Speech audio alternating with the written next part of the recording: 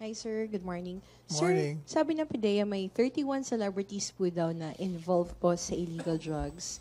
Yung list po ba na ito nakarating na sa Pangulo and kung may fresh directives po yung Pangulo regarding po dito sa Hindi ko pa issue? alam yun. I haven't been informed of that officially. Sir, sakali po kasi may mga artista po sumuporta kay Pangulong Duterte nung tumakbo siya.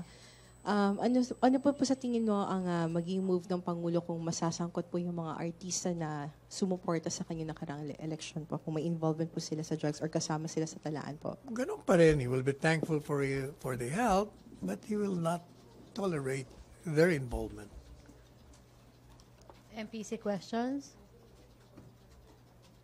No more? No more? Hannah, sige. Sir, malapit na po yung birthday ng Pangulo. Ano po yung plano ng Pangulo Duterte sa birthday po? The same celebration. He stays in the house and with the family. Oh, by the way, di ba? Okay. Okay, Ace. Balikan ko lang yung celebrities sa narco list sec, no? So, there are at least 31 celebrities in the list daw. So, Sino? how is Malacanang taking this? Sino? Yung at least 31 celebrities daw na nasa narco list, how is Malacanang taking Ganun pa rin. Di this? ba sinagot ko na yun kanina? No. Ano yung initial reaction nyo considering that the celebrities are very We're popular? saddened that these people are involved, but we will never tolerate it. Do we expect the filing of charges against these If they celebrities? have sufficient evidence to back them up in court, then they should.